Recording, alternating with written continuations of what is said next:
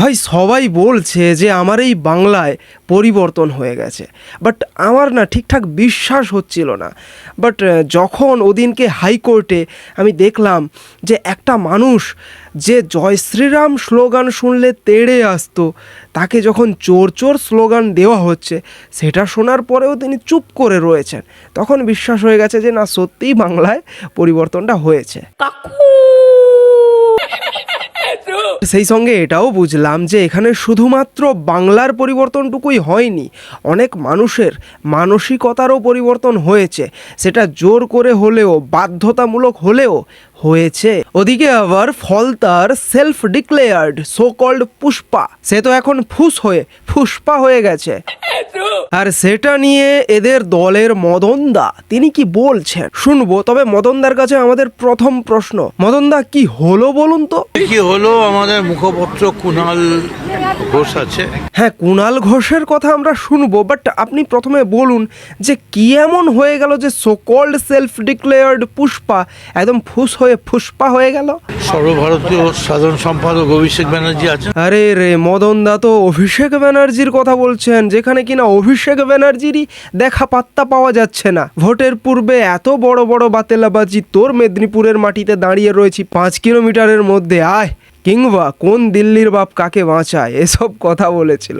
এখন দেখা সাক্ষাৎই পাওয়া যায় না। তার উপর তো আবার নোটিশ দিচ্ছে, এখন তো অভিষেক ব্যানার্জি হাইকোর্টে ছুটছেন। সর্বোপরি মমতা ব্যানার্জি আছেন। আরে রে রে রে রে, পিসিমণি নিজের পিঠ বাঁচাতে তিনিই হাইকোর্টে ছুটছেন। পিসিমণি আর কি দেখবেন, কি বাঁচাবেন?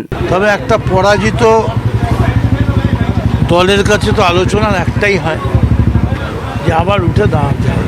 আরে না না মদনদা, এটা ভেবে কিন্তু ভুল করছেন, কারণ আপনার দল তোলামূল আর কখনো উঠে দাঁড়াতেই পারবে না। কারণ বাংলার মানুষ এই ঘাস ফুলকে ওষুধ স্প্রে করে একদম চুইয়ে দিয়েছে, আর যেটুকু ঘাস বেঁচে রয়েছে বাংলার গরু ছাগলে খেয়ে শেষ করে দেবে। সেটা বলছেন দিচ্ছেন, প্রোগ্রামিং করছে, আলোচনা করছে পার্টি। তবে তৃণমূল মাঠ ছেড়ে পালাবে না। আরে কাকা কি বলো, কি দেখতে পাচ্ছ না নাকি তোলামূলের কোচির থেকে বড় নেতা কিংবা কাউন্সিলর সবাই কিরকম মাঠ ছেড়ে ফুটে যাচ্ছে, আর বলছো তোলামূল মাঠ ছেড়ে পালাবে না? তো হ্যাঁ, তোলামূল মাঠ ছেড়ে পালাবে না, কারণ তোলামূলের যিনি নেত্রী তিনি হারার পরও বলছেন আমি হারিনি, সুতরাং তোলামূল মাঠ ছাড়তে চাইবে না। তবে বাংলার মানুষ তোলামূলকে ডিসকোয়ালিফাই করে মাঠের বাইরে বের করে দেবে। মহা মুশকিল ভাই। জাহাঙ্গীর খান তো মাঠ ছেড়ে পালিয়ে গেলেন। সেটা না, জাহাঙ্গীর খান বলতে পারবে, আমি তো পুষ্পা আবার সিদ্ধম বলিনি। যা বলার আমার দলের নেতৃত্ব বলবেন, কুণাল ঘোষ আছেন, অভিষেক আছেন। কিন্তু একটা কথা খালি বলে যাচ্ছি যে তৃণমূল কংগ্রেস ফাঁকা মাঠ করে চলে যাবে না। নির্বাচন থেকে সরে দাঁড়ানো ঠিক হয়েছে? একজন সরে দাঁড়ালে কি আর ফাঁকা মাঠ হয়? সরে দাঁড়ানো ঠিক হলো? ঠিক করে এই সময়টা এইসব ব্যাপারে আমি মন্তব্য করব না, শুধু এইটুকুনি বলবো তৃণমূল উইল কাম ব্যাক। মদনদার মতে Trinamool will come back. Trinamool যদি মনে করতে পারে যে তারা কামব্যাক করবে, তাহলে একটা কেঁচো সেও মনে করতে পারে যে সে মেরুদণ্ডী প্রাণী। তৃণমূলের কামব্যাক করাটা আর কেঁচোর নিজেকে মেরুদণ্ডী প্রাণী ভাবাটা একই জিনিস। বিস্তারিত জানি না।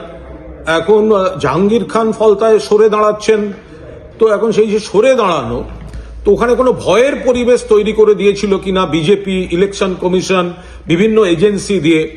আবার প্রশ্ন হচ্ছে, যদি ভয়ের পরিবেশই হবে তাহলে পুষ্পা সে তো ঝুঁকেগা নেই, পুষ্পা ভয় পাবে কেন?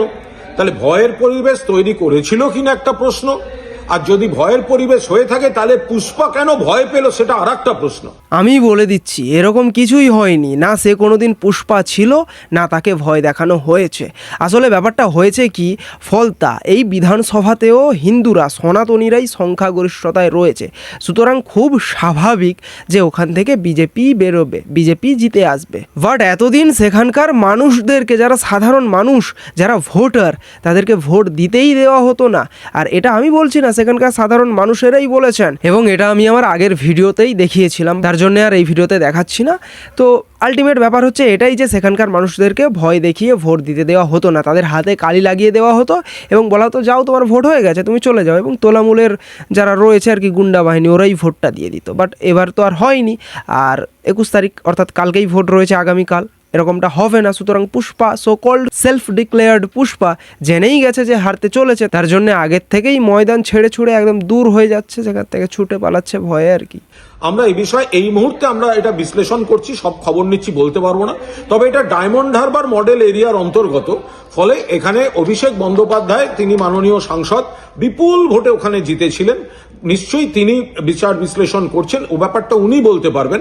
এই মুহূর্তে এর থেকে বেশি আমাদের পক্ষে বলা সম্ভব নয়। এটা ফলতা, যেটা ডায়মন্ড হারবার লোকসভা কেন্দ্রের অধীন, লোকসভার আবার ওখানে আমাদের লোকসভার দলনেতা এবং সর্বভারতীয় তৃণমূল কংগ্রেসের সর্বভারতীয় সাধারণ সম্পাদক অভিষেক বন্দ্যোপাধ্যায়ের জায়গা, ফলে উনি গোটা বিষয়টা চুলচেরা বিশ্লেষণ করে উনি বলতে পারবেন, তার আগে আমাদের পক্ষে বলা সম্ভব না। আমরা তৃণমূল কংগ্রেসের সৈনিক, মমতা বন্দ্যোপাধ্যায়ের নেতৃত্বে তৃণমূলে আছি, তৃণমূলে থাকছি, কিন্তু এখন হঠাৎ এই ভয়ের মহলের জন্য একেবারে ফলতা, যেটা প্রার্থী হাঁটাচলা করলে সেখানে বস বস বস বলে সব ভিডিও আসতো, সেই প্রার্থী হঠাৎ ভয় পেয়ে গেল কেন, সেই প্রার্থী হঠাৎ এই ধরনের ভিডিও দেখা যাচ্ছে কেন, এটা তো দলের পক্ষে খুব ভালো বিজ্ঞাপন নয়। ফলে নেতৃত্ব নিশ্চয়ই সেগুলো বিচার বিশ্লেষণ করে দেখবেন। আমরা শুধু বলছি যে ভয়ের পরিবেশ তৈরি করা হয়েছিল কিনা, আর যদি হয়ে থাকে তাহলে পুষ্পা ভয় কেন পেল, এই গোটা বিষয়টা আমাদের দল খতিয়ে দেখছে। এদিকে আবার অভিষেক ব্যানার্জিকে যে কলকাতা কর্পোরেশনের তরফ থেকে যে নোটিশ পাঠানো হয়েছিল, সেই নোটিশ সম্পর্কে ফিরহাদ হাকিম, কলকাতার মেয়র, তিনি নাকি কিছুই জানতেন না। আমি স্পষ্টভাবে বলতে চাই যে এই ব্যাপারের সাথে আমার কোনো নলেজ নেই, আর থাকার কথাও না। কেএমসি বিল্ডিং ডিপার্টমেন্ট কাকে নোটিশ দেবে কাকে দেবে না, কোন নোটিশে কি সেকশন, এটা আমাদের পলিসি ম্যাটার নয়, আর এটার সাথে আমার থাকা মানে আমার এখতিয়ারের মধ্যে নেই, আর আমি এই ব্যাপারে কোনো ওয়াকিবহল নেই। এই পুরো ঘটনাটায় আমার কোনো ওয়াকিবহল নেই বা আমার কোনো জানাও নেই, এইটুকুই আমাদের। সবারই কেমন যেন একটা গাছাড়া ভাব লক্ষ্য করছি, তাই না? যাই হোক, আজকের এই ভিডিওটা আমি তোমাদের কাছে রিকোয়েস্ট করব যে ভিডিওটা প্রচুর পরিমাণে শেয়ার করো, কারণ এইবার যে দুটো ভিডিও তোমাদেরকে দেখাতে চলেছি সেই দুটো ভিডিওর জন্যে মেনলি। তোমরা সকলেই জানো যে তোলামূল আমার বাংলাতে পুরো হারান হেরেছে, তারপরেও তোলামূলের কিছু নেতা এখনও তাদের দাদাগিরিটা, একজন তো তাকে উঠিয়ে নিয়ে যাওয়া হচ্ছে, অ্যারেস্ট হয়েছে প্রশাসনের দ্বারা, তারপরেও তার দাদাগিরিটা দেখো, তার দাদাগিরিটা শোনো। পরিবর্তন আছে, পরিবর্তন হবে, সেদিন হবে 307 বিনা হিসেবে সেই হিসাব করে নেবো। দাদা আপনাকে গ্রেপ্তার কেন বলা হয়েছে? হ্যাঁ, কি কারণে গ্রেপ্তার কেন করছে সেটা সরকার পাল্টিছে তাই। কিংবা এদিকে দেখো না, আমাদের কলকাতার মেয়র ফিরহাদ হাকিমের একটা ওল্ড ভিডিও দেখো।